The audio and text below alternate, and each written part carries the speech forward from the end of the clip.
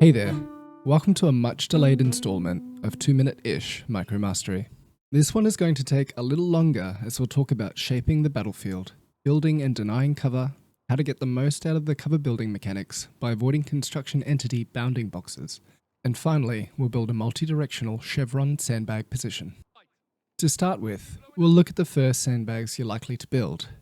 You can see me hover a single sandbag over the strategic point's red bounding box. This is where you cannot construct. The trick is to marry the yellow hazard line of construction with the edge of the red bounding box. This is a little hard to see on a strategic point, but you can build and clip your sandbag inside the strategic point itself. A single sandbag is ideal for a 3 to 4 model construction unit that you've rushed straight to a contestable point.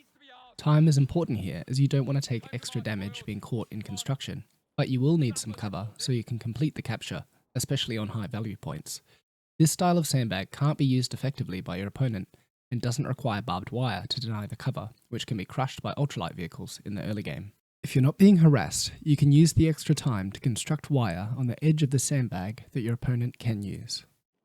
Next, we'll look at a double sandbag position that can be more effectively used by 5 to 6 man squads. This is appropriate if the point is a little further from the front line or you've forced off your opponent and have a little extra time.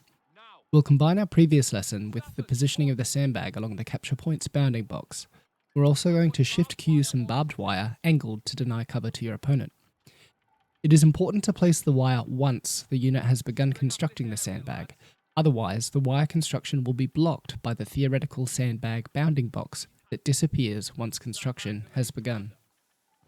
This method uses the capture point itself to deny cover and the angled barbed wire to deny any further cover available to your opponent. Next up, we've got a cover example that I sometimes see on replay reviews. It's a makeshift sandwich wall, or Sanga Wall if you're playing the Aussies. This method shift queues the entire position in one go, so it is light on micro. However, it can be time intensive to line up the sandbags correctly. Quite often, I'll find that these sandbags still provide cover to the opponent, especially if done hastily. Given enough time, you can line it up perfectly, and it can work. Finally, before we get to our juicy Chevron masterclass, we have an example of a 3-bag position, best for 6-man squads that will enable them to space out more effectively than a double bag position, making them less susceptible to indirect fire and explosive damage. We're going to apply the principles of the first 2 capture point cover positions, while also using the larger bounding box of the victory point to deny the central cover. The red bounding box is easiest to see on victory points and will not change regardless of custom skins applied to the point. We'll still need to angle off the wire of the edges to deny the small parts of cover available to your opponent.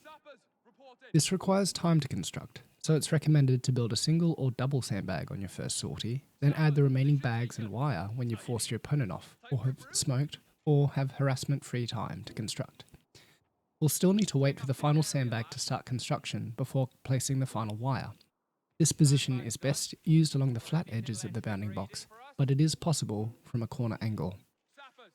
Ready to destroy some poor bastards. Wire in position. That should be a nuisance. Now it's time for Le Final Pièce de Résistance, the Chevron cover position, an esoteric display of defensive infrastructure when you have too much time on your hands.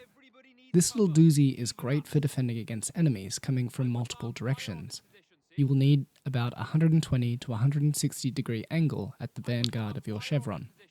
Otherwise, squads won't be able to use the cover effectively. If the angle of the sandbags is too steep or narrow, individual models won't fit into the corner of the Chevron.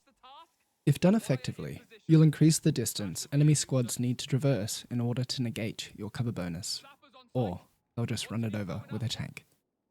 Thanks for watching. If you're a fan and want to see more, do all the usual stuff. I'd also appreciate a follow on Twitch, as I'm fiending for the community leader faceplates.